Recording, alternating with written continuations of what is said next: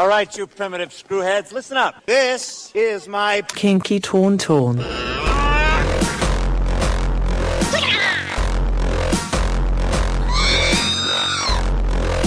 Shields up, Captain. This landing is gonna get pretty interesting. Define interesting. Oh God, we're all gonna die? Perhaps today is a good day to die. Someone ever tries to kill you, you try to kill him right back. Control. You must learn control. We are controlling transmission. Captain, incoming message. Also, I can kill you with my brain. Make it so. The Kinky Tauntaun. This may smell good, but I want it. I thought they smelled bad on the outside. Hey, Jeffrey! Hello. Guess what time it is? Time for the Kinky Tauntaun. Wait, what? It's the kinky what? Tauntaun. What are those? What are you talking about? Well, they're these creatures from Hoth, and some of them like to kind of rub up against you. Those are the kinky ones. I don't know. It's been forever since it seems since we've done a podcast, man. I know, but this is episode 15, actually, not 16. It's episode 15. Yeah. Oh, yeah, it's up there, right? we got 15. I remember the last one we did, Jeffrey, was the 25th anniversary of Transformers. Yep. That was back in September. I don't know if you recall, but that was back in September. I know. That was and I think I even told you I'd ordered the special Blu-ray 25th anniversary edition, and I wanted to start the show off by telling you not only if I watched it not once, not twice, but I think I've seen it a total of 3 times since I bought the Blu-ray, and I wanted to share with you some kernels of wisdom I learned by watching Transformers the movie. I mean, as a young lad back in 1986, 8 years old, I didn't realize I was learning these lessons, but I learned them, sir. I learned them. And what were they? Okay. One is never trust anyone with a phallic-looking head, no matter how much they beg for mercy. Okay. The next thing I learned was we all need loyal yes men like Soundwave in our lives. True. Yes, we do. Oh. And in watching some of the extras on the DVD, of course, I've always loved the soundtrack anyway, but I have to throw this out there. I learned that I can dare to believe that I can survive. What's that song that you like so much from Transformers? Dare is a great one. I can't remember it. Sing a little Jesus bit for Christ. us. Sing a little bit for us. Dare to believe you can survive. Something like that. I know. It's a glorious singing voice that I have. The other thing I learned is that Orson Welles could sell used cars and still sound like he deserves an Oscar. Near death as well. Apparently he weighed like 500 pounds and had to like waddle through the door and had a hard time breathing. God. And according to these extras that I watched, they didn't think that they were going to be able to salvage the audio because there's a bunch of like munching on junk food and heavy breathing. Like, it pleases me to be the first. Oh, is that a Cheeto? Yeah, right there. Something like that. But but they salvaged it and it sounded amazing. A lot of this noise. Yeah, right. Chip bag noises. Oh, wait, does that mean you have a chip bag next to you? Yeah. Next stop, Orson Welles, motherfuckers. It pleases me another to thing be I the learned, first. Jeff, is you can light your darkest hour with the Matrix. You just have to figure out. You could light your farts on fire. I didn't I didn't learn that in the Matrix. I learned that freshman year in the dorm. Man, ass hair singed. No. What, did I never tell you the story? No. Oh, freshman year, college, sitting around the dorm room, lighting their farts on fire because that's what 18-year-old boys do when told that they're legal adults and are accountable to no one. You get drunk and light your farts on fire.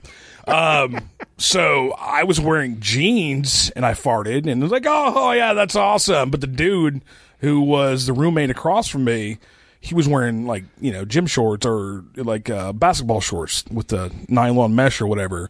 And he lit his on fire and then he like bolted up and said, oh my God, it's burning on the inside. So apparently you need to wear thicker material on your bottom to light your farts. Otherwise it it will go up inside a little bit and plus send your ass hair. That type of material melts and like sticks to you. Yeah. Anyway, bringing this back around to the wisdom from Transformers the movie, Jeffrey, you can light your darkest hour with the Matrix. You just have to figure out what your Matrix is. I feel like we need to insert the NBC "The More You Know." And the last thing I learned, of course, and this is probably the song that you were referring to, Jeffrey, but I've got the touch. Yes. I've got the power. Yes. Okay. You got the touch.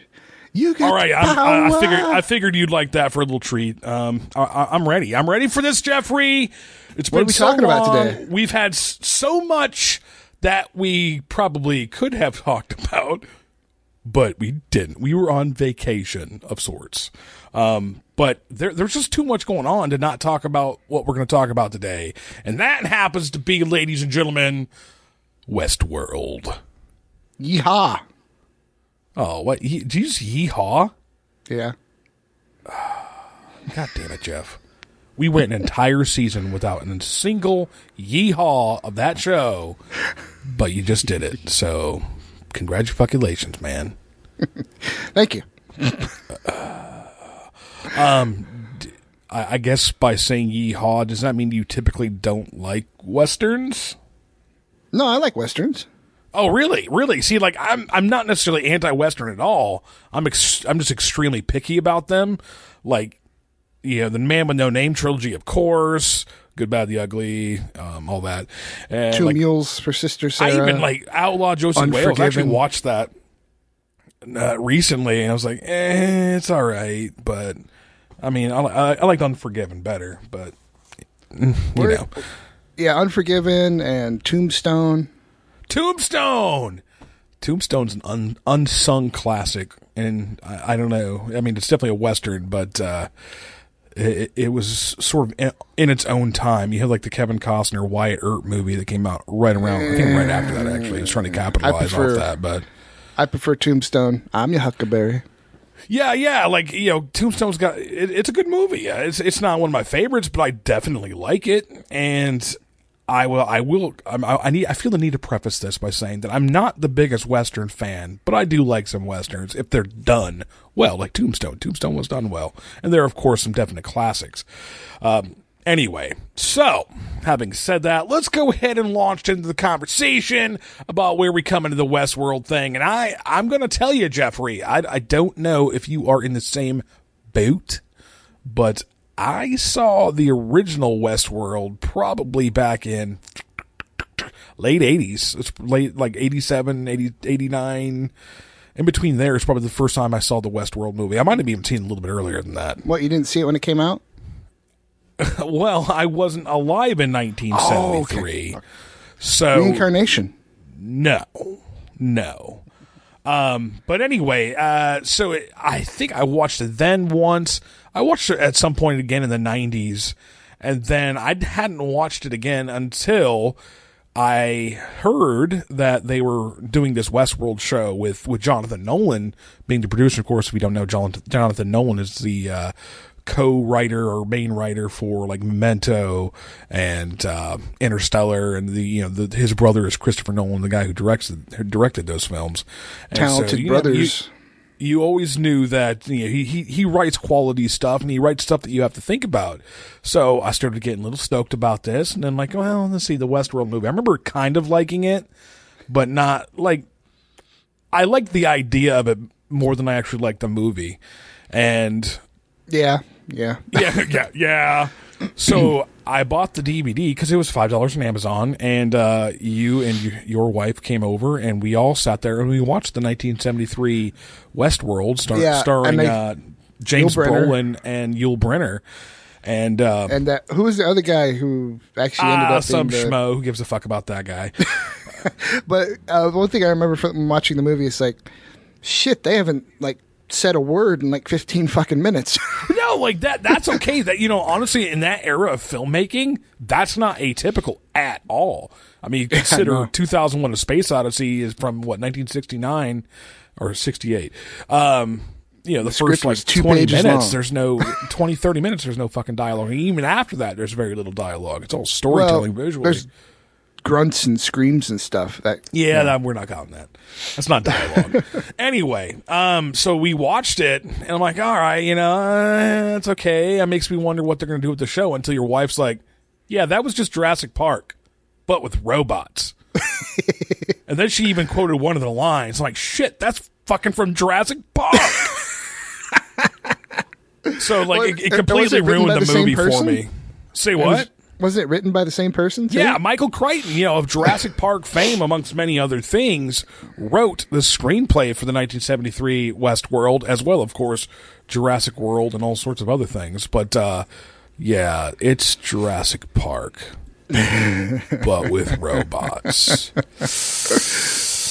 Thank you, Jeffrey's wife. You ruined my childhood! Not really. I mean, like I said, I didn't have that much affinity for it, but like I said, it was the idea of it. But anyway, so there we go. Had you ever seen the movie up until that point? If I did, I don't remember. There's not. I even remember watching its sequel, Future World, but I remember that one even less. It's like, even back then, when I was like 10 years old watching Future World, I was like, but Westworld just killed a bunch of people. Why are we going to do this again? And of course it happens again. And you're like, well, I could have fucking told you that. Well, robots go crazy and kill everybody. Well, they keep trying Jurassic Park over and over again. Well, it's like herbivores. See, this is like herbivores. That's this is like a cautionary tale, man. We got to the point where so much of what Hollywood is doing is just rehashing the same stuff, but it's not necessarily in and of itself that the rehash that's bad. It's just they wanted to improve on a good idea. Because, like, I'm guessing Jonathan Nolan and company saw the original movie and like, yeah, it's a pretty cool idea. I wonder if we can make it. Oh, we got this great idea to make it better, and that's what they did. Because there's no comparison. The concept. You like the concept better than the actual movie, same as you. Yeah.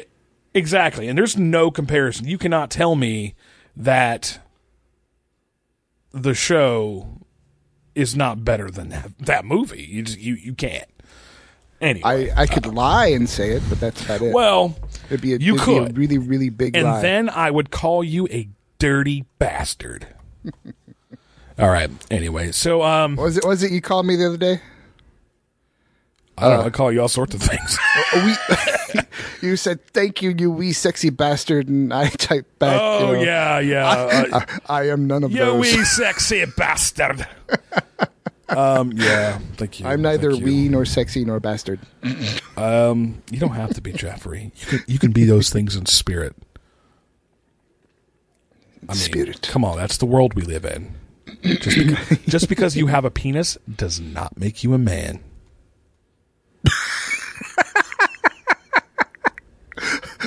Okay. Oh. Are you going to mansplain this, you cisgendered bastard? I don't know. I just thought that was funny. I guess you don't really follow the whole identity politics thing. Oh, I do, but I wasn't thinking about that. Okay. And anyway.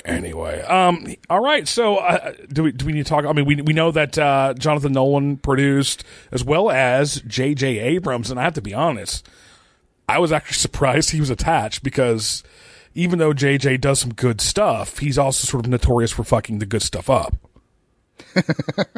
I mean, Force Awakens, I liked it, but he did fuck some things up. You already know I'm a huge Lost fan. He fuck some things up.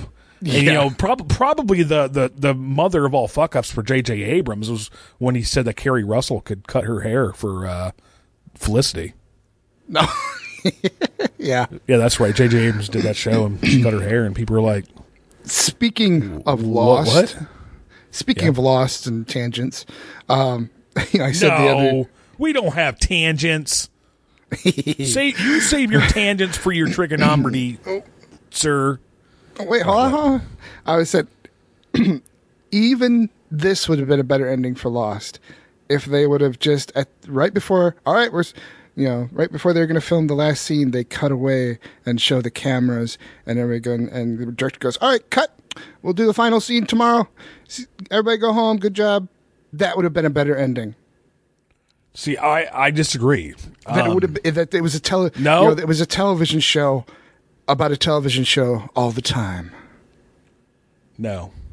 See, I have my own theories, and maybe one day when we've both watched it like a second or third time, we can have this like conversation about Lost. But I love that show. And I have my own ideas, and of course I follow Damon Lindelof pretty well because he does the show The Leftovers, which I like a lot. And even he says that the prevailing theory about what happened in the season finale or the series finale of Lost is not what actually happened. People have completely misread it, but the answers are there. Okay. And so I definitely have my own ideas on what went on there. And of course, Lindelof was like, "It's nothing religious, I promise." I loved Lost what a lot of until the hang up was. I loved Lost until like the last 5 minutes. Oh, it's like Battlestar Galactica too, man. I actually think that one's worse because there's no explaining away that. Like I never finished 2-hour watching finale. it. They took it off Netflix. Well, you're a dumb bastard then. They took it off Netflix. Yeah, you're all right. You had like 4 years, okay? I watched fucking Star Trek Voyager, which is like, it's all right. That's still there, though. It took me about 4 or 5 years to get through that. Anyway, speaking of tangents, Jeff, let's roll this one back in. We're talking about Stay on Westworld. target. Stay on target. Put the sperm in the hole. There we go. Okay.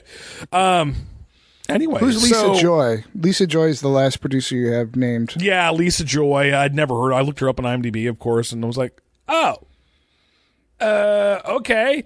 But obviously, she put the things together pretty well with Jonathan Nolan, and I have to, tip my hat to her because she contributed something I'm sure that was very valuable. Anyway, overall series reactions, Jeffrey. Before we actually talk about the specifics.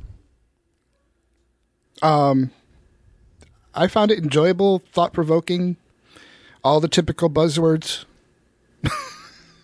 You should try to use a word that's not a buzzword. Like, it made my memories steam up with hot, wet milk.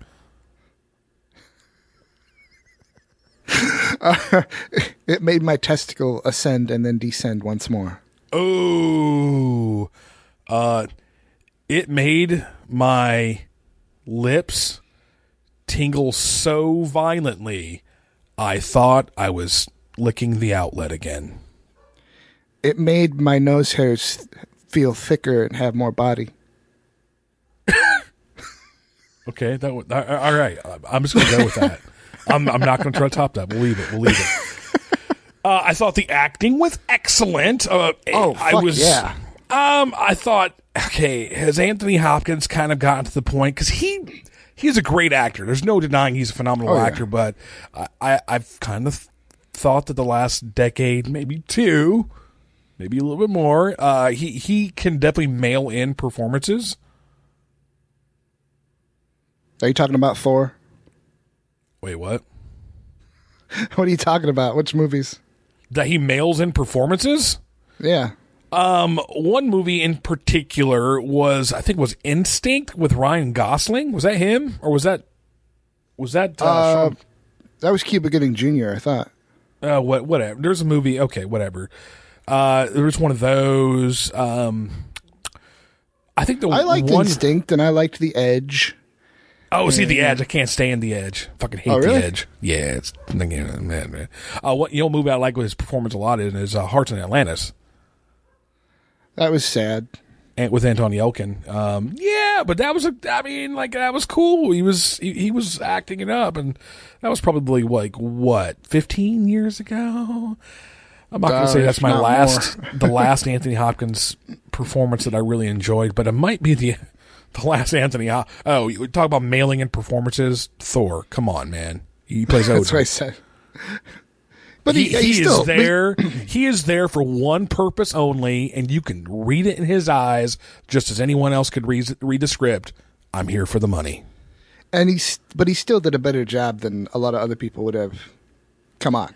No, see, I disagree because Really? We have Ian McShane playing the same deity in the American Gods series, and I can already tell he's nailing that shit home. Like Ian McShane's got it. I mean, you've seen the trailer. He's got it. Yeah. He is exactly what I would imagine a mythological Odin to be. And of course, the Marvel's supposed to be different than the mythology necessarily, but just a little bit. He's supposed to be a little bit of a bastard, and he's not giving me bastard vibes, unless we're talking about how he's treating Loki, because that was kind of bastardy. Yeah. Like, you fucked up your son. It's no wonder he tried to kill you a bunch of times. Anyway, man, we keep going on these tangents. Oi! We haven't talked for a while. Is that what it is? It's Probably. We're just kind of we're I spurting. missed you. We're prematurely ejaculating here. Verbally, I missed you. Hey, we should get together and hug. Let's get together. Yeah. You know, we have a real good time. Okay. Anyway, all right, let's talk about the shit. So I sent you the outline for this episode, and there's lots of stuff to talk about. And because of how the show was structured, let's go ahead and get it out there that we were not viewing the events of the season were not linear. They were not chronological. No. You had 3 different timelines we are pretty sure of. One that you go far enough in the past, and it's Bernard. Well, it's not Bernard. It's Arnold's interactions with Dolores, and right when they're starting the park, and then we had the sort of middle part with young William, who was just coming to the park for the first time. And then, of course, we had the later timeline with the Man in Black, and of course, all the things that were happening with Maeve and everything else that was going on. So, season finale. We got to finally find out whether or not William was, in fact, the Man in Black. Played by Ed Harris.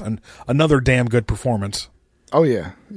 And I figured he was, but it was still By episode 3, I think we could have assumed, like, all right, he's probably the Man in Black. Because, you could see it even the first episode. I think it was the first episode when he like, oh, which hat do you want? And he picks the white hat. I'm like, he's the Man in Black because he picked the opposite colored hat. He's going to go bad.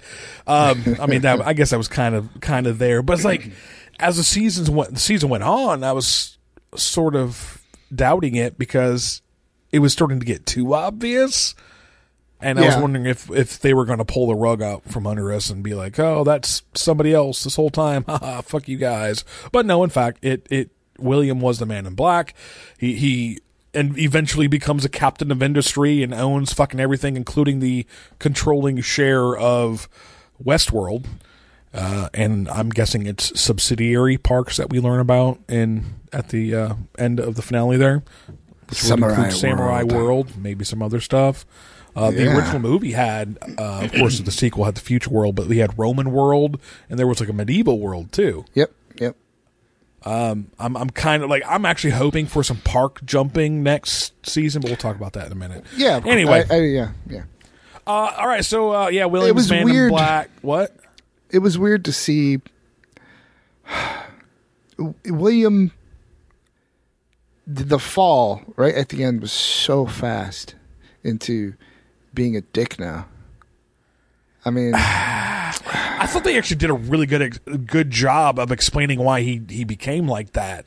He kept coming back to the park, and of course, I forget the actor's name, but I know him and remember him and love him best from his work on Always Sunny in Philadelphia, playing young William. Do you watch that show? I know I've made you watch that show a few times. No, not really, but I've seen him. I think I've seen him in Psych, and I think. All right, God damn it, Jeffrey. I'm gonna have you're gonna have to watch Always Sunny in Philadelphia. Like, I might not talk to you until you do.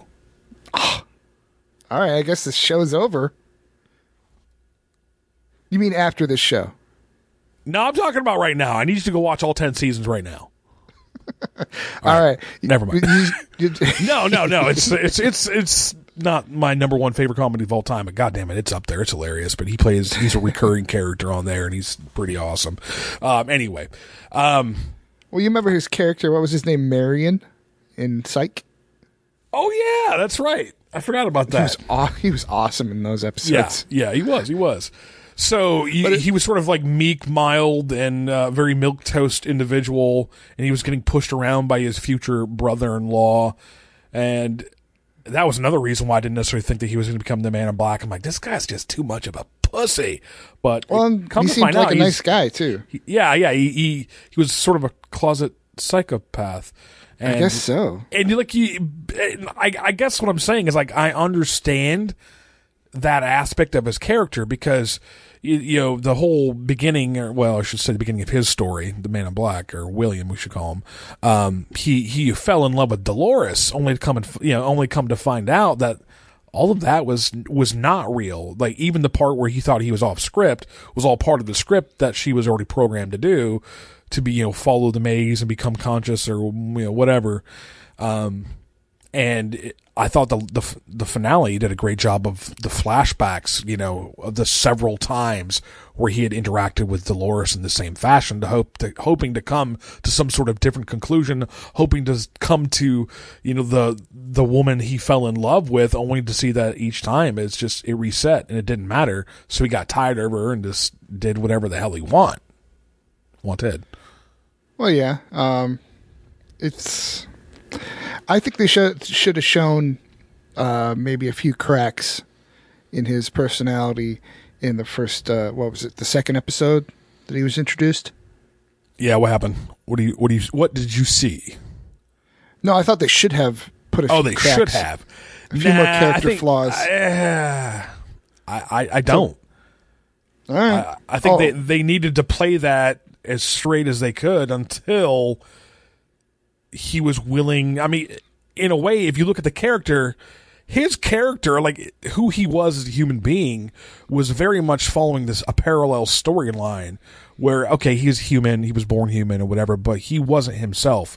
And you could almost say that he wasn't conscious until he started to suffer. Like, he suffered by seeing that Dolores didn't remember him, and he kept trying to repeat that storyline. And suffering leads you until eventually, he scarred up so much from having been hurt so often by not being remembered that his suffering led to his own awakening. It just happened to be that his awakening was as an asshole. But you could also argue that the same thing happens to Dolores when she finally wakes up. I was going to say she kind of becomes a cunt. I was going to say she kind of they mirror each other very well. Okay, so in that aspect, I think we just figured a little bit out. I think they both seem like the nicest characters in the entire place, and they turn out they like killing people until shit gets fucked up. Except the Man in Black doesn't kill real humans; he only kills hosts. Only because, and that's the other thing. Is it really killing if you know they're just robots? I mean, you could argue that William isn't really that bad of a guy. He just seems bad. Yeah. Well, you could tell that some of the mental attributes followed him outside of the park, though, with his family being afraid of him. Well, his wife was always suspicious of what he did to Logan, his brother-in-law, whatever. But that's not enough. What do you think happened to him? What do you think happened to him? He just he the way I understand it, he just was never really believed. He kind of got fucked in the head, and that he was. I got the understanding that the family sort of viewed Logan as a fuck up anyway, so it was just more of Logan fucking up. So, did you think he just disappeared? No, like they never found his body, or I don't think he just. No, I'm fairly certain he didn't disappear. As a matter of fact, okay, I'm fairly certain he went home and just probably started doing drugs and maybe like OD'd or something. Like that. That's kind of the future I would have foreseen for him. I wasn't sure because he stripped him naked and had him tied and then slapped the horse, and the horse ran off past the edge of the park. Where I was wondering, it's like, do they have the sensors and things out there they need to be able to find him in the sun like that? You wouldn't last very long without your clothes. That's true. In that type of sun. So I was wondering did he die? I mean, no, I don't think he died, but there might be something to the contrary. Maybe we'll find out. That. Okay, so we're gonna go to where the Man in Black left off. We already know that Dolores woke up, so to speak, and became conscious, and there's a little rebellion that she's leading. I guess she's sort of leading, even though she would not have known. She's not the one who set the other, retired hosts and Ghost Nation hosts out, and we see them sort of sneaking up on that, the people who are there, the people from the board and whatnot, and we know that Clementine shoots William in the shoulder, but he's not shot dead, so we have to assume that William will be alive, and maybe not well, but he'll be alive for season 2. Ed Harris plays him so well, it'd be a shame to that. Would be the end of him. I definitely agree with that. And of course, with what happens to Anthony Hopkins' character, we'll talk about that in a second. I think it would be a Titanic misstep if they did not have Ed Harris back. But like I said, they got to keep one very good acting old guy. Right. All right, so let's go ahead and go to the next one. Hey, Jeff. Hey, what? So Bernard is a host who looks like Arnold, who was Ford's partner, one of the original creators and programmers of the hosts. So we've seen the term Bernarnold coined on the inner McGoogle. So we're going to go ahead. I haven't seen that. We're going to go ahead and call him this version Bernarnold. And I got to tell you, I don't know. I did. And last time that you and your wife were over, we talked, and I showed you, of course, I had been theorizing for a couple months watching this show, and I showed you my own little pyramid, and I told you what I thought was going to happen. And Jeff, God damn it all! And if you want to insert this little part of the video into the podcast right now, that'd be phenomenal.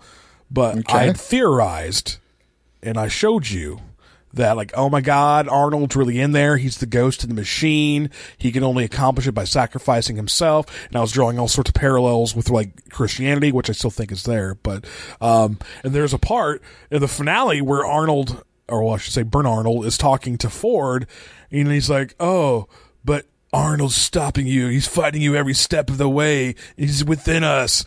I'm like, "Oh, fuck yeah, I'm right." And then Ford was like, "No, it's me. I am your father." One of those kind of moments. I am your father. I'm like, fuck, I was almost totally right about this. But then I wasn't. It went much more Empire Strikes Back, and you find out that Ford was really the one who was turning the park on its end, because he's like, "Yeah, fuck humans, and we're done. Our time. We've evolved as much as we're pretty much going to. It's time to give way to the next version, and that's the host." So, speaking of all this Bernarnold business, first of all, what did you think about the little twist earlier on? I think it was episode 5-ish? You found out that Bernard was a host. That was pretty cool. It opens up a lot of possibilities of who is, because I had wondered at one point, it's like, is Ford the only real human? Is everyone else host? Could it go that far? And it obviously doesn't go that far, but it could be that some of the people we think are people are not. Could be even more people are just hosts. That could very well be. I think there's a great moment too in the episode where Maeve was like, "Oh, he's a host. Like I know he's a host." And then the programmer, I forget the guy, the Asian guy who was actually helping Maeve all along. Yeah. Well, okay, we'll talk about Maeve in a second. But they both have cat names. Is he Felix or? Felix, I think was the other guy, wasn't it? But they both have cat names. Oh, maybe you might be right. Anyway, he even starts looking at his own hands, and you have this mini existential crisis where she's like, nah, yeah, you dumb fucker, I'm just messing with you. You're not a host. So that was interesting, but that is something to consider with the whole we'll call him Felix, I guess, for now, but. Because I don't want to keep calling him that Asian guy. What is his name? Milo? That sounds right, actually. I think that is it, Milo. Anyway, so you had if we learned that Maeve was basically programmed by Ford to cause the disturbance that's going to cause the distraction for his little end game to happen in the finale. But if Milo's not a host, what the hell's instigating him? What's propelling him to reprogram her according to Ford's wishes? So that part does not mesh with the prevailing idea that Ford is behind Maeve's reprogramming in order to just cause a distraction and smuggle secrets out of the park. We know that she left her bag on the train before she came back into Westworld or whatever. So we know the secrets got out, whatever was in that handbag or whatever, but I'm less inclined. I'm not so sure about that. What do you think? Do you think maybe she was being programmed to get out to act as another, carrier that they could take the programming from, the company? Well, we know that William's behind some of this corporate espionage stuff, right? He was the one who was colluding with Theresa or whatever to get some of these park secrets out. And we learned that later on. And so, but we also know that he's not programming shit. Is it? And I'm just throwing it out there. We'll talk more about it in a second. It's is it too much to think that there's another agent or another agency propelling events forward that have nothing to do with the hosts nor with Delos? Another type of corporate espionage from a different company? A different company, or some other kind of idealists. I mean, I'm going to throw who is Elsie? I mean, could she have something to do with it? And we'll talk about that in a minute. Okay, so well, we're already talking about Maeve, so I'm switching this point. So we'll go ahead and shift in the Maeve business. But so Tandy Newton, she definitely nailed that character as well. In fact, I think she just won for Critics' Choice Award for Best Supporting Actress in a Drama or something for her portrayal of Maeve. And still just gorgeous. She's had 3 kids, and she's 45 or something now too. Jesus. And I kept wondering if that was a body double. If that were a body double, but I don't think that is. There was a lot of moving around while she was naked. That'd be a little bit difficult. Well, you know what? They also made Anthony Hopkins 30, so I'm not necessarily saying I know, but but I've seen her boobs before, and she still has the puffy nipples. Wow, I'm glad our conversation totally just went there. Because if we're not talking about Tandy Newton's nipples, then, what the hell are we doing here? Why are we even here, Jeff? I don't know. I mean, it definitely made the show even more enjoyable. There were a lot of naked women in this show. So there was a lot of nudity. There was a lot of naked men, too, for that matter. There's a lot of eye candy for the people who like dudes. Yep, that's accurate as well. I'm not talking about that, Jeff. God damn it, that has nothing to do with the story. Wait, your wife is hot for Xerxes. Rodrigo Santoro, the guy who plays Hector, yeah, she does love Hector. Anyway, So Maeve, we learned that she was not acting on her own volition, that her programming, she was meant to infiltrate, influence, and then, get outside the facility. And at the very end, she's looking at the mother and daughter across from her on the train, and she remembers her own kid that she thought she lost, but Milo gave to her in the elevator where her whereabouts were. It said Park 1, blah, blah, blah, blah, blah. So that's another indication there are more than one or two parks. Yes. There wouldn't be numbered park if there's just Samurai World and just Westworld. So, yeah, let's hope for some more parks. Anyway, so she gets off probably Jurassic Park. There's probably Jurassic Park. Jurassic World. I think it's already copyrighted for something else. We get over there and we find Chris Pratt, and he's a host. And the only ones that don't go crazy are the dinosaurs, and when you put them in speaking of that actually brings up a point that I mean, I'll admit I never had a Reddit account until Westworld. Like that was the impetus for me. I wanted to get some shit out there because I wasn't really seeing my ideas adequately talked about. And not to say that I figured it all out, but I was figuring shit out a lot more than other people were, just because I had read the Julian Jaynes book that was brought up in episode 3 anyway, when Ford talked about the bicameral mind. So I had a little bit more going into it. But what do you think is the deal with Milo and Felix talk about it, how there's this directive, how you're not supposed to fuck around with the animals at all. Like, that is taboo. What do you think is the logic behind that in terms of the story? I have no idea. It means something. That's the beauty of this Jonathan Nolan stuff, is everything means something. Like, they're not allowed to mess with animals for a reason. Why? Make the animals sentient. Well, if the host humans are becoming sentient, then maybe, I mean, I don't know. I wouldn't think that their programming would be nearly as sophisticated for a number of reasons. But wait, hold on. How awesome would it be? There's no Jurassic Park, but like you said, Jurassic World, and you have a naked Tyrannosaur, because they're always naked, but maybe they put clothes on them when they bring them in, just to switch things up. But all right, lose the accent and the emotionality, and the Tyrannosaur's like, yes, what do you want? No. You want to have conversations with dinosaurs? I think that is going to be an entirely different kind of show, Jeff.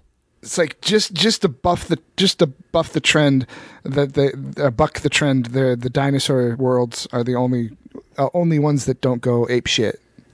And the Velociraptors have to save everybody. Oh wait, that was the plot of Jurassic World. Never mind. All right, I am sorry for that. I apologize. You're out of control, man. You're out of control. All right, so we have to assume that Maeve is going to go try to find her supposed daughter, right? And is that the first decision that she has actually made for herself ever? Yeah, I absolutely think that is. I think that is her awakening. I think her suffering. Honestly, I think her suffering has been more acute than Dolores's. I don't know. She seemed to get raped and murdered a lot.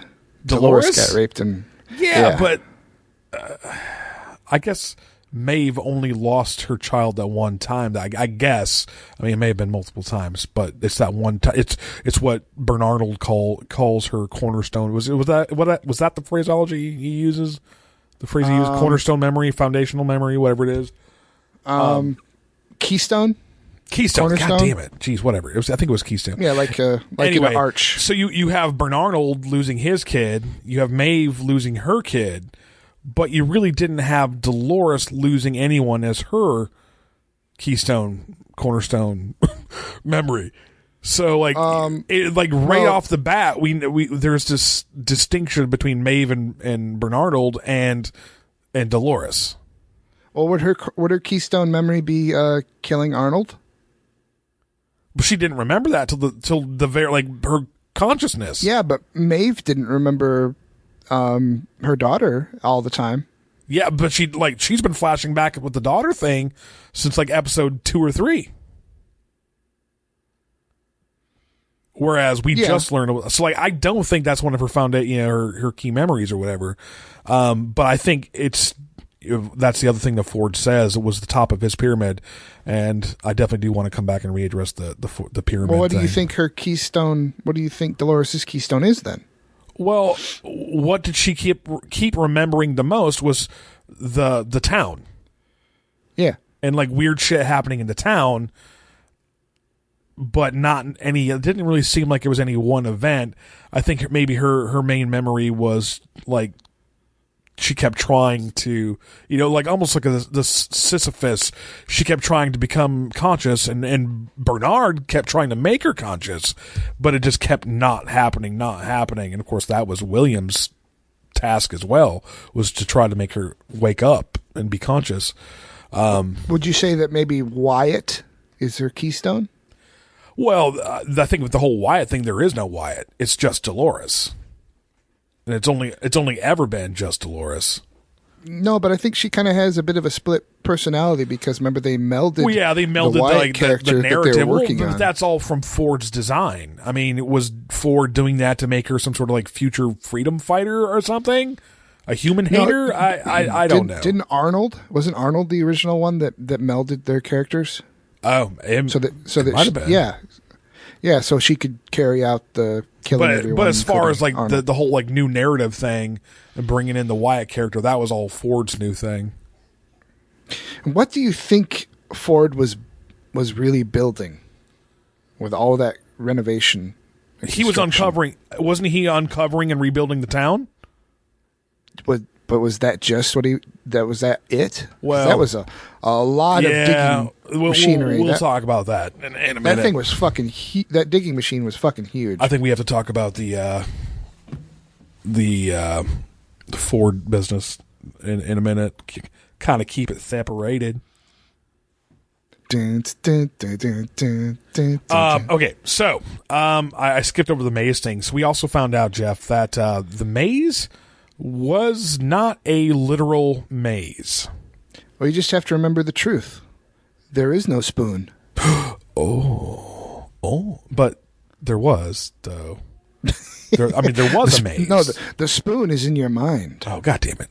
The maze is in your mind. Yeah. Okay. So, and William kept getting, he was told over and over again, the maze is not meant for you. And I think we could assume early on that the maze was all about how the hosts were going to become conscious. You just didn't know whether or not it was a literal maze or the metaphorical maze. But what do you think about the key piece of information that we're still missing concerning the maze? Because when Ford that was describing in episode 3 about how, or it was one of the other characters actually, never mind, I'm sorry, I apologize, how in the center of the maze was a man who has died many times and who got tired and just wanted, he built the maze to keep people out. What do you is that little bit of information 100% red herring, or do you think that's something else we're going to learn about next season or thereafter? I don't know. That's I'd forgotten that line. That is quite interesting. Well, that honestly, that was sort of the foundation of my idea about Arnold being the ghost of the machine. And I'm not trying to be one of those people who holds on to his theory after it's been denied or whatever, but I'm still hoping for some sort of Arnold as a singularity kind of thing to be incorporated in the story. I think would be pretty badass. How Arnold was, he sacrificed himself for Dolores on his own behest. I did predict that actually as well, if you recall. Thank you. Good job. Applause. Yeah, okay. I want to think that both. We know that Ford gets shot by Dolores in the same exact way that she had shot Arnold earlier, 30 years earlier, whatever it was. And is it because they've sort of both figured this immortality out by being able to download their minds? And of course, that brings up we'll talk about the Ford thing, but we know that he was manufacturing a new host in his little secret laboratory, and I would love to see how Bernard eventually does become Arnold of old, and well, it's sort of like their spiritual could guide. Could it be that's like, we need to save money because we're going to have more battle sequences in season 2. So we need a lookalike for a young, Anthony Hopkins. Oh, so we don't have to pay. I don't think that. No, I don't. I think if he makes a host of himself, it'll still be like old Anthony Hopkins. But I'm also They not. would save a lot of money if they did a young one that just looked like him, kind of. Oh, like the one guy looks like Ed Harris. He doesn't. Anyway. He does. Maybe with like a lot of Harris. cigarettes, that'll happen. It's like, Ed Harris, you used to look kind of like a pussy. Really? Apparently. No. Oh, you said because the other guy does. Yeah. Well, and if you watch Always Sunny in Philadelphia, anyway. Okay. So yeah, there's no maze. Do you think that there might be more? We might hear more about the maze next season.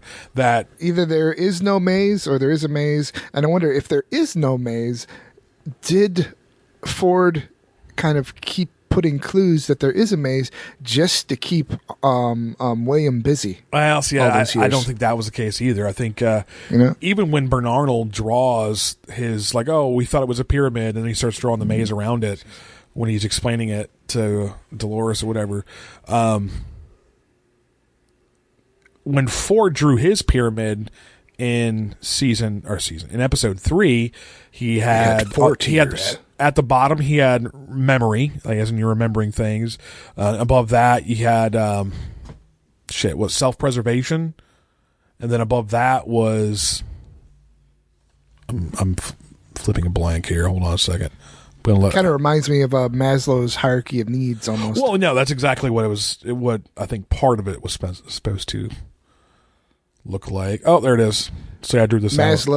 Maslow for the robot brain. Okay. So memory, then he had improvisation, which you hear about, you find out that Ford / Arnold were programming these reveries, which was part of it. And then the third level of the pyramid was the self-preservation thing. And then, of course, when Ford drew it on the board in episode 3, he left the top of it open with a question mark. So there's definitely a difference in opinion on what consciousness, how one becomes consciousness for Ford versus how you become consciousness for what Arnold, I guess, thought. And of course, he does Ford explains some of that at the finale when he's talking about it's suffering. Suffering is at the top, but I don't necessarily think that's the case. I don't think suffering is at the top of this pyramid. Wait, hold on. Fear leads to anger. Anger leads to hate. Damn it. Hate leads to suffering. And apparently suffering leads to consciousness. First of all, you just quoted Phantom Menace, so I'm going to have to call you a dickhead for that. Yeah. So, this is a no prequel zone. We've been podcasting together now for almost 2 years, and I think we've made it distinctly clear, Jeffrey, that we don't talk about those movies. I'm a rebel. I'm a rule breaker. There goes our street cred, man. It's gone. With one shitty Yoda quote from Phantom Menace, you just blew it. You blew it. Misa sorry. Oh, God damn it. You cunt. I'm done. I'm done with you. I'm talking about Westworld. Anyway. All right, Westworld. All right, so yeah, we were sort of talked about the Elias' Wyatt thing. The hosts, Jeffrey, they seem, a lot of them are kind of going crazy or something. We know that the ones that got retired got put back online. We know that there was always something going on that was different with the whole Ghost Nation thing. The ones who were playing the Native Americans, and the ones who captured Stubbs, we also know, because he tried to deactivate them. And that was the last that we saw of Stubbs. We'll talk about that in a second. So does this mean that Dolores is now on a crusade to wake the other hosts up? Or is that... we also know that from what Ford was saying earlier in the season, that like even her dad, fake dad or whatever, Abernathy, he, like a lot of these people who had to be retired, these hosts had to be retired, they did become conscious and they went crazy, and that's why they had to be retired. But well, I was just thinking, as as we're having this conversation, imagine babies, when babies are born, they're not quite sentient yet. It's a process, right? And they become sentient. They become aware of themselves about the time that peekaboo doesn't work anymore. You say Pikachu? You don't. Pikachu. Peekaboo doesn't work anymore. Okay. They know you're not really disappearing, and they know that you can still see them even if they can't see you. What? Yeah. If you cover your eyes, I can still see you. God damn it, Jeffrey! Torn my world asunder. So imagine, instead of a kid, you have a full-grown adult that's, even as you saw with Dolores, just smashing Ed Harris's arm. They're stronger. Dolores. They're stronger than people. So imagine if you had a full-grown linebacker that just received consciousness. How dangerous the possibility of how dangerous that could be. Mm. Oh, I got you. And how the ability to go crazy. Okay, and do bad things when you're that big, and you can say that all kids are a little crazy. All right, we'll say predictions for the next one. Let's talk about this whole Elsie and Stubbs thing then. What happened? I'd kind of forgotten what happened to Stubbs. I watched it on that video. He got tackled by a ghost nation, but they didn't show him die. No. I think we are led to believe through this chicanery from the website that they set up for this the Delos Corporation, whatever, that there's a little video or audio, I should say, of Elsie answering a comm and saying hello. So we're guessing that she's alive, and I think if she's alive, we have to assume that not only is she alive, that Stubbs is as well, and they're probably together because they would be in the same, because her tracker was the same section of the park where Ford had his fake little family. Mm-hmm. And that's where the signals were all fucked up or whatever, and that's where Stubbs ends up going, and I think we have to assume that they're there.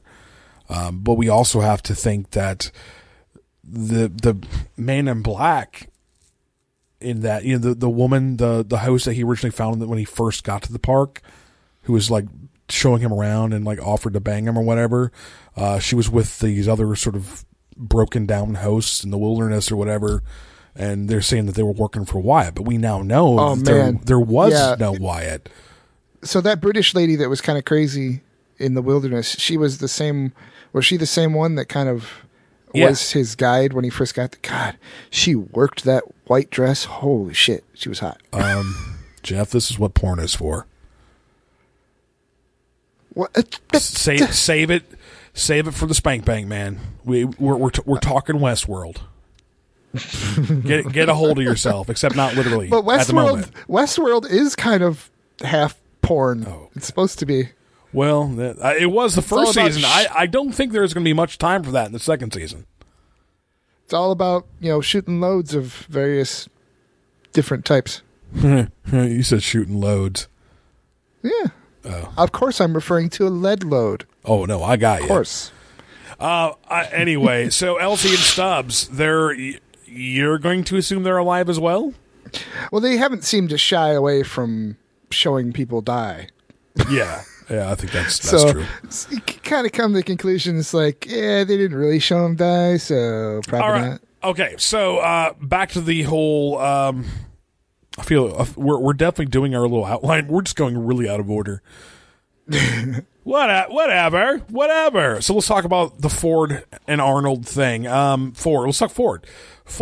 So at first, when Arnold and he were both ready to open the park and programming the hosts, Arnold had second thoughts, and we were sort of led to believe, I didn't believe it, damn it, that Arnold was murdered by Ford, because Arnold was trying to make these hosts conscious, and he thought he was almost there. He was on the precipice, and Ford's like, no, fuck you, let's make some money. Oh yeah.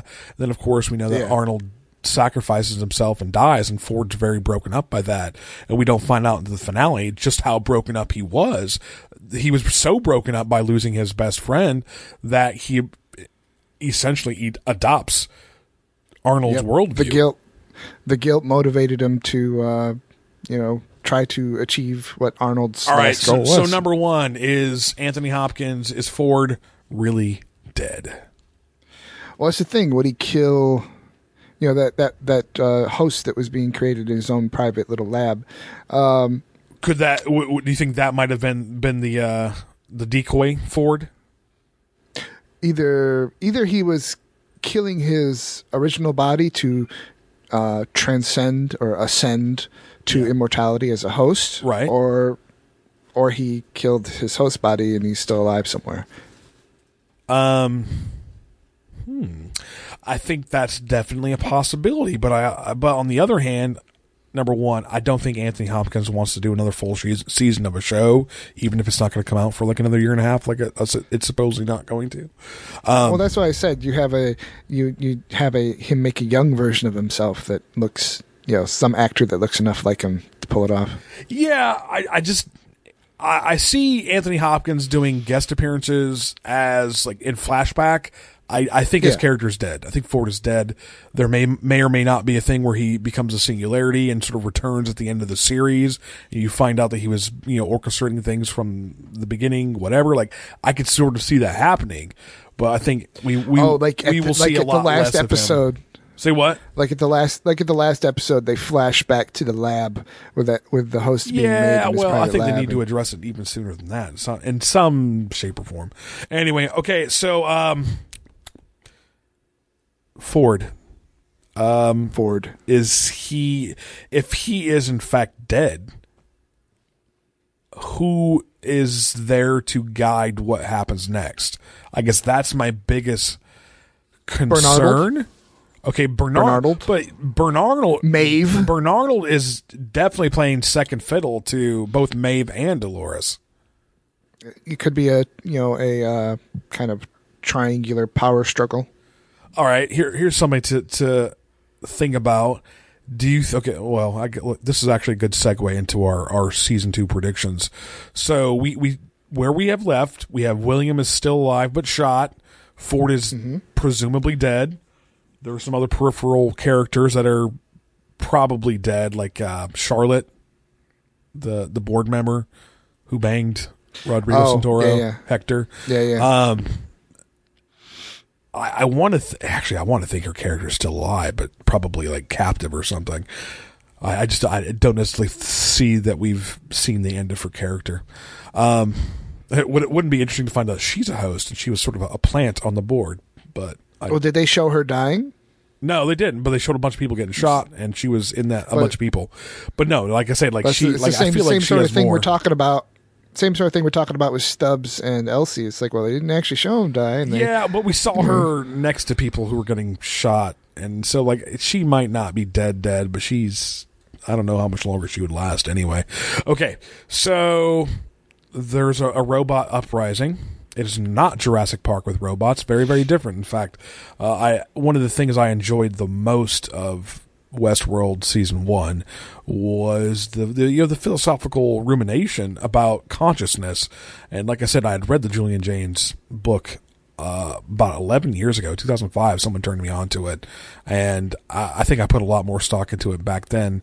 And I remember talking with like my sister and friends, like, "Oh, have you heard of this?" And they had like never heard of this shit about the bicameral mind and the basic the idea. It's very controversial, and it's probably not true. I think there's enough evidence to point elsewhere. But Julian Jaynes was a psychologist in the 70s who said that human beings never were truly conscious until about the 1st century BCE.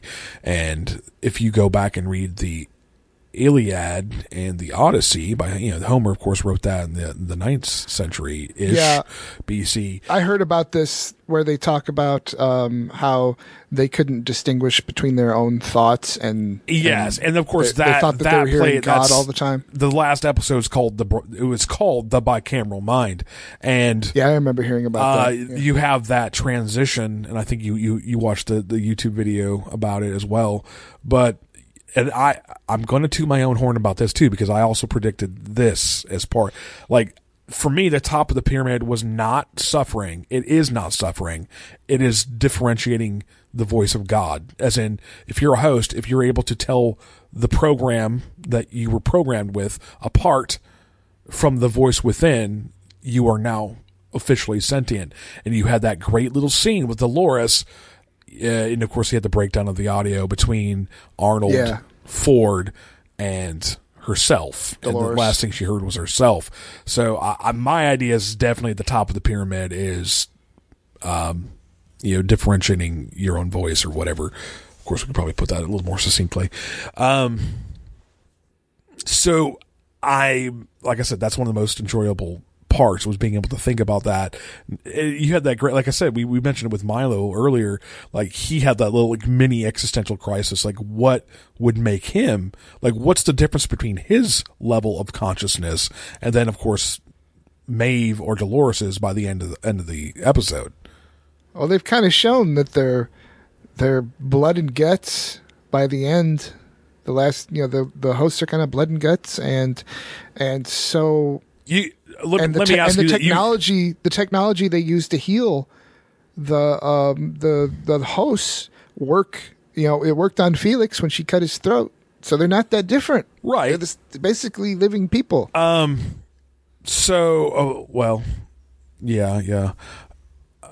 Shit, I just forgot. What were you gonna ask me? I'm sorry. God damn it! You derailed my train of thought. I'm in Samurai World now, and I'm supposed to be in Westworld. We're talking about Milo and stuff, and his thinking about whether he was real or not, and what's the difference? Existential crisis, Maeve. What's the difference? God damn it! Shit, ass fuck. And I don't remember. Didn't somebody sell? And like the host who greeted William at the beginning, if you can't tell, what's it matter? Oh, yeah, right. So there's definitely that part. Like, what makes something alive? It's the whole Horton Hears a Who thing, right? Dr. Seuss? Yeah. What makes you truly alive? What makes a person, a being? And of course, we are Star Trek Next Generation fans. Probably me a bit more, but one episode I know we've talked about, especially back when Jimmers was doing this with us. How dare you say you're a bit more? I am, goddamn. Just because I have CRS, can't remember shit syndrome, doesn't mean I don't like it. I have a tattoo of Geordi on my ass cheek. I don't want to hear it. You really? What? I don't know. I made that up. Okay, like I haven't seen your ass since gym class. So wait a second. Like maybe I want to run with this, and just so I don't have to admit that I'm lying, I'm gonna go get a tattoo of Geordi on my ass cheek tonight. You'll never know the difference. Is it going to be the headband Geordi or the fake eyes Geordi? I ain't doing that fake eye shit. We're talking 80s punk rock glasses Geordi. Okay. Okay, what were we talking about? Right on the ass cheek. My wife. I don't think she would divorce me, but she would probably question my sanity from now until the end of time. Well, the worst would be worse if she got the tattoo on her ass. Yeah, well, she's not a tattoo person, so we're not going to have to worry about that. Anyway, oh god damn it. These little tangents, Jeff, they're killing us. They're killing us. They're fun though. They're fun. Fun times. Fun times had by all. Okay, so I'm looking. Okay, so predictions. What do we think for Man in Black and anyone else from the Delos board? I think the Man in Black is going to find out. It's not as much fun when I can get hurt. Well, that was he's gonna think it's he fun wanted at that. first. That's what he had been looking for 30 years, was a more meaningful interaction with the hosts. And he's going to enjoy it for like a day or so. And then he's going to be like, well, shit. No, I don't think so. I think like this is it. This is his end all be all. He wants this. I don't even think he cares if he dies like this. I think he is kind of looking for death a little bit. Well, yeah, because I mean, he gets shot and he smiles because he realizes like this is exactly what he's been looking for. Do you think Ford programmed that to happen? Oh, for him to get shot in the arm? Clementine just shot him in the arm, the shoulder. Do you think that was part of the... Like, for the longest time, William was his biggest proponent, and do you think that was kind of like an extra, like, hey, I'm making this shit happen, and you were one of the motivating forces behind it, so here you go. Have fun. I think either or is possible. She could have missed. I mean, she did have part of her brain drilled out. Well, but she's a robot. It's not like she has shaky hands. That could fuck with your depth perception a little bit. I definitely think that he's alive for a reason. I think we're going to find a lot more board members are alive, and like the whole Charlotte thing might very well play out. Like he's alive, Charlotte's alive, a few of the other ones are. Maybe some new characters that we didn't see but were there. Who might get cast for the season 2 or whatever. I think it could be pretty cool. Anyway, what happens next? Do you think he'll rediscover that life is worth living? Nah. No? No, I don't. I think like this is his nirvana. This is where he wanted to be. I think. Well, he probably will ascend. I think next life. I think if anything, he's going to have to atone for the suffering that he's caused. And that definitely I don't think death is going to be part of his atonement. I think Dolores, knowing that he is William, this man that she finally remembered and remembered loving, finally, like that you thought was his goal for 30 years, like she finally did remember that. And I think more than all the rape and torture and killing, I think Dolores is going to either like this could actually play out with some really good storytelling. So William looked for her for so long. Maybe Dolores tries to bring him back. Maybe like that. And also, that could be cool. We don't know if the Man in Black ever raped her. In fact, they never. I don't think he did. I think he would just reset her. Well, she was raped by the other dudes or whatever. But I think he was just resetting her over and over and over again to lead him to the maze, and yeah, I don't think he was actually raping her. It's just, hey, like, I'm going to kill you to reset you. Yeah, I think that was it. It's like, lead me to the maze. I don't know what you're talking about. Okay, stab. Right. Anyway, okay, so Elsie, Stubbs, Ghost Nation. We've already sort of talked about that. Any predictions for them? Maybe the Ghost Nation will be like, we don't have to kill people if we don't want to. I know it's kind of written into our code, but hey, maybe they'll become peaceniks. I think I finally remembered. I finally remembered what I was trying to remember. Okay. As far as like the Maeve versus Dolores thing, I think. What do you think? Do we think they're setting us up for possible antagonists, protagonists? Like Maeve very well may end up being the protagonist, and I was thinking Dolores may end up being the antagonist next season. Evan Rachel Wood, who plays Bernard. Dolores, was already interviewed.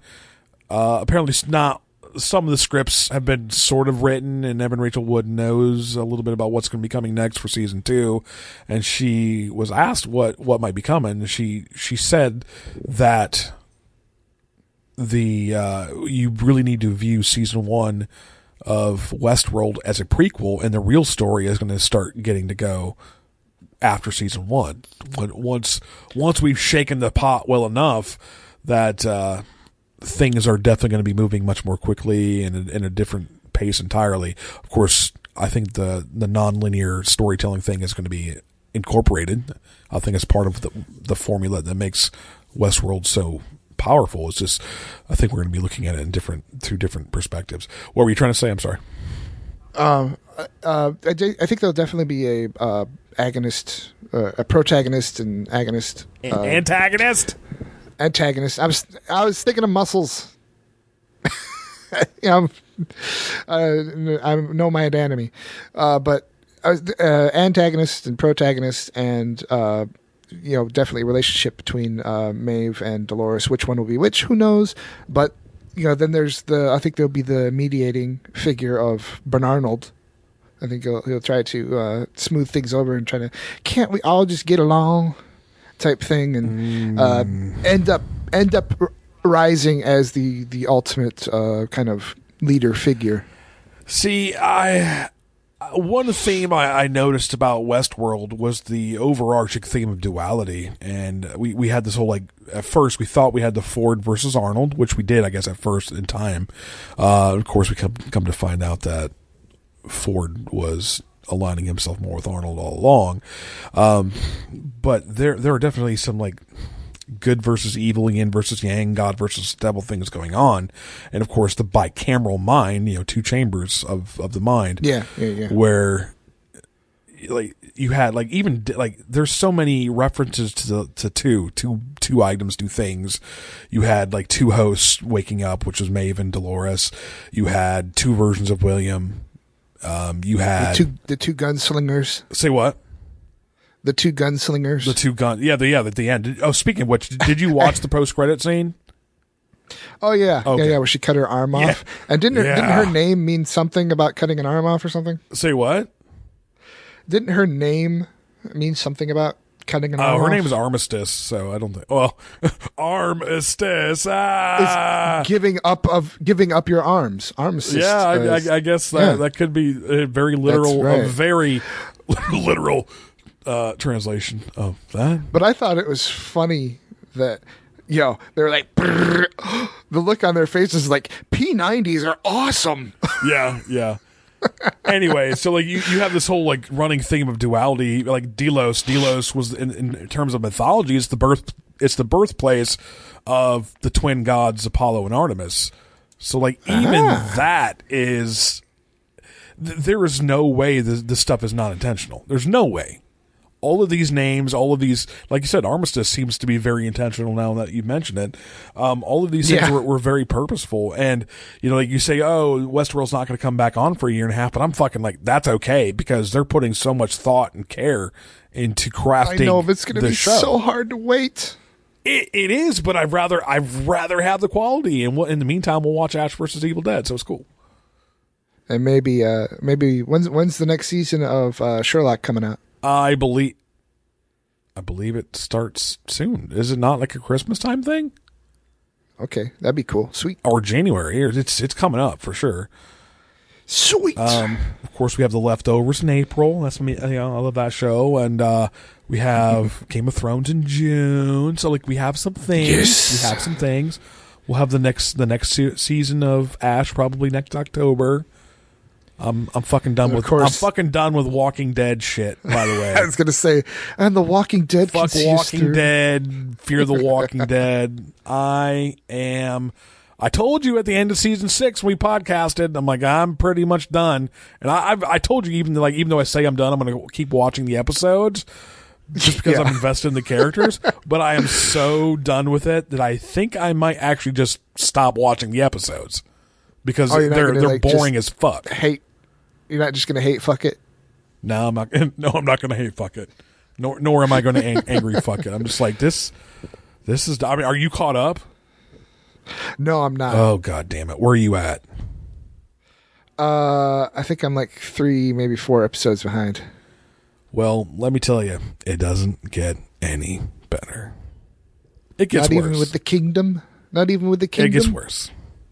It just, and I know you somewhat view me as a hater, and I'm overly judgmental and cynical about things. I acknowledge that. Hey, you know what? I'm 85% British. I'm allowed.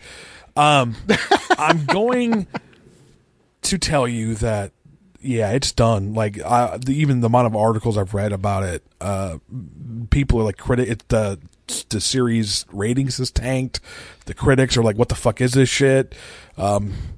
and they're holding it because it's actually on. It's broadcasted at the same time as Walking Dead was. Well, Westworld and Walking Dead went head to head, and even though Westworld is on HBO pay cable, it was starting to beat Walking Dead for ratings, which is sort of unheard of. That's impressive. Yeah, that's impressive. The ratings for Westworld season 1 have actually they've overtaken even Game of Thrones season 1. So really? Westworld, but season 1. So Westworld has done better in season 1 than Game of Thrones. Game of Thrones is fucking awesome. I know, but I just think the word of mouth was much stronger. And I love me some Game of Thrones, and I don't ever see unless they fuck up the last episode like they did with the other things we talked about earlier. But I don't. Westworld is already in 10 episodes offered me much more to think about and mull over than a lot of the other shows that we watch. And Walking Dead is definitely it's not a show that I can really think about anymore. Maybe to some degree earlier on it was, but it's just gone, man. Well, like we've talked about, it seems like all the smart people got eaten. Yeah, like I said, it came to the conclusion that it was just anti-intellectual. And it's bullshit. And I think with Westworld, it's overwhelmingly it's intellectual, but it's also pro-intellectual because the only ones who are performing and doing anything are the smart ones. Of course, the hosts. It's all about becoming intelligent, right? Becoming truly intelligent. All right. Well, yeah, they pretty much spotlight the intelligent ones because you see little bits and pieces of all the other dumbasses. Thrown in just having sex and shooting people and, being dumb. Yes. Okay. Hey, we've been talking for a while, so we should probably go ahead and start heading for the exits. Okay. Closing time. See, I'm singing to you again. Any season 2 general predictions? I was kind of wondering if the company is going to try to rally the other worlds, like Samurai World. Oh, like program them to go fight the other one. I mean that. Yeah, just try to take over the park. Definitely has an application that these hosts could be used for war, and I think that could very well play into some of the thematic elements of the show too. Well, I started rewatching it again, and when Theresa is talking to that. The story writer, and it's like, well, you're smart enough to know there's something going on, but it's not smart enough to figure it out, so why the hell should I tell you? And so, yeah, there's some kind of application other than, entertainment. Maybe war, maybe just general straight out slavery. Well, obviously this takes place, I think there are estimates it takes place like 50 years or whatever in the future. I mean, there's a whole world outside of these parks, as big as they might be, whatever other worlds they might be. There might be a future world, medieval world, Roman world, samurai world, and I don't know, Dickless Wonder world. You saw that they referenced a mainland. Yeah, actually, I caught on to that too. That is this an island? But why the fuck would this island look like Utah?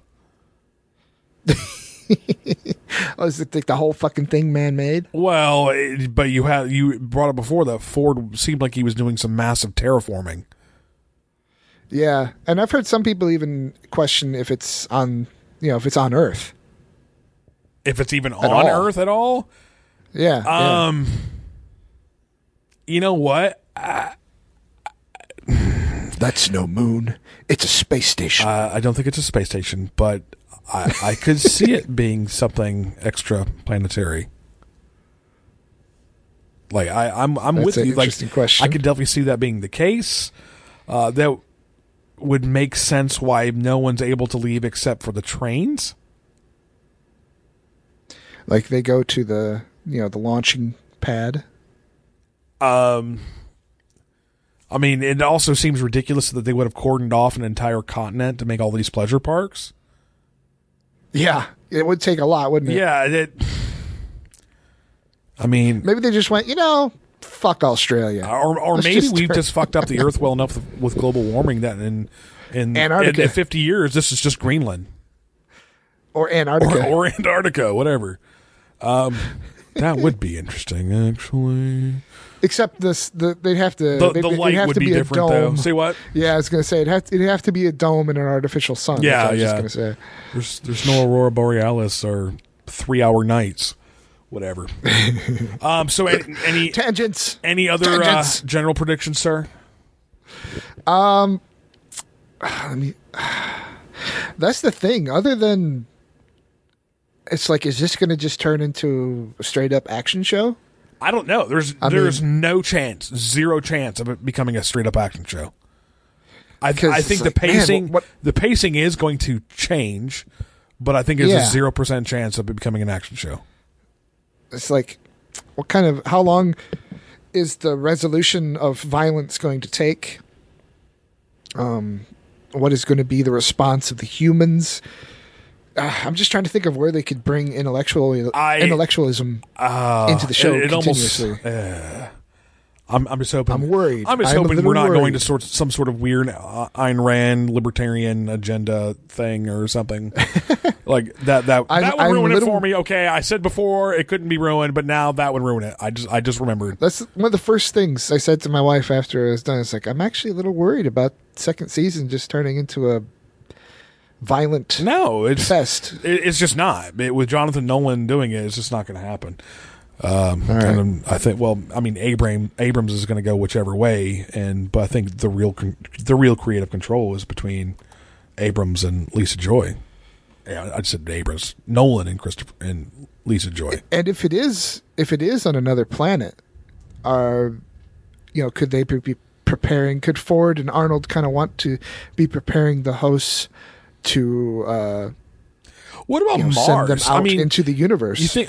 Send them out. I'm sorry, I just zoned out. What'd you say? Well, could they be preparing? One of the hardest parts about colonizing space is, unlike the hosts that you see just kind of standing there and then can be brought back, no problem. They can just be standing there basically dead and then be brought back. We can't really do that, so it's going to be hard for us to colonize space. Yeah. So could either the company or Ford and Arnold be interested in, this is the next evolution of man that's going to conquer interstellar space? I was thinking, I just remembered though. You remember Calvin and Hobbes comic strips? Of course. Yeah. Bill Watterson whenever he did his like Spaceman Spiff, where he had Calvin in space, he would look at the landscape of Utah for the space, landscape, and wouldn't that be? I mean, like I can imagine like Mars. Like if you even look at the stuff from the rovers now, like if they terraformed and made Mars habitable, like that. Like what if Mars is fucking Westworld, future world, Roman world, samurai world? Like we don't know how far in the future it is, so this could be a very real possibility, and that could definitely make things interesting for where season 2 is going to go. You can just. It's far enough in the future that you can just cut someone's throat and they'll be okay. Yeah, yeah, that's true too. That's pretty impressive. I'm not necessarily buying the whole 50 years in the future thing. Okay, anything else we want to say prediction wise, sir? Well, like I said, I hope they can keep it, thought provoking. Indeed, I think we're definitely going to get some more of that next season when it finally comes around. I'm a little worried, but hopefully we'll be proven wrong. Oh, I think we're good. We're good, Jeff. We're good. All right. Well, I think that wraps up Kinky Tauntaun 15. Yep. Buchacha is out. Mr. Tangent Man, Jeff, is out. Go file your paperwork. I poop too much, and then I get tired. Hello, cutie pie. What is thy bidding, my master? Listen to me very carefully. You are mine now. You belong to me. My nipples are very sensitive. Feel how soft my skin is. Do it. Do it! Ew, seriously? That is so gross. There, fucker! Do you need assistance? Kinda grabs you by the boo-boo, don't it? More teens are having luck. He has an erection. Yeah. It's all her fault. Then he got an idea. A wonderful, awful idea. Seduction used to be an art. Now, of course, it's brutish and it's predatory. And here's what consent is. The person is severely intoxicated or unconscious as a result of alcohol or drugs, is physically or developmentally disabled. The victim is under the age of 13 or is elderly. So as long as the girl's 13, she can give consent for sex, provided it's creative and enthusiastic. You keep using the word. I don't think it means what you think it means. No means yes if you know how to spot it. Fat, drunk, and stupid is no way to go through life. I am not gay. I never have been gay. He says he's not gay, but let's see what a few drinks and a back massage will do to him, huh? What do you think?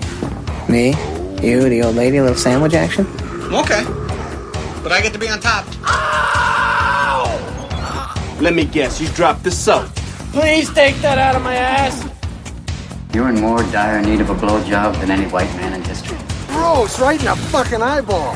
Because it really does make you feel like you're inside this 11-year-old girl. In a profoundly wholesome way. What you just said is one of the most insanely idiotic things I have ever heard. Everyone in this room is now dumber for having listened to it. May God have mercy on your soul. I think you are filth. I think you are scum. You are a degenerate. I'm not a pervert. You're still here? It's over. Go home. Go. Oh, yeah. Oh, yeah. Ready for some podcasting with Jeffrey. Jeffrey? Sound like Sarah Palin. Anyway, are you ready for this, dude? Are you ready for this? I do believe I am. Are you ready? Are you ready to rumble? Yep. Already.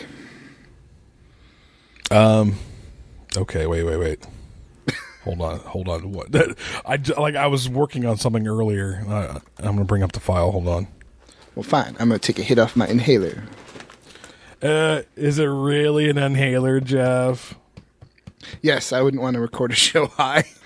I would.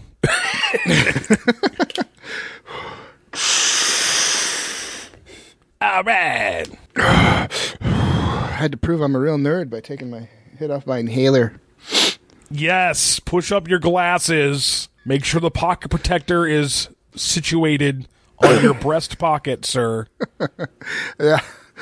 Let's get out the 20-sided die. Now, I don't have any of the nerd glasses, but what I have might be worse. I have those yellow tinted glasses that reduce glare driving at night. They look so cool. That is pretty lame, but at least they're not. Bifocals is probably the worst. I'm just waiting for the day when the eye doctor tries to give me bifocals. I'm like, I'm sorry, you're going to have to go fuck yourself. Well, hopefully soon they'll just be able to inject stem cells into your eyes. No, not with our current political situation. All right. Sally forth.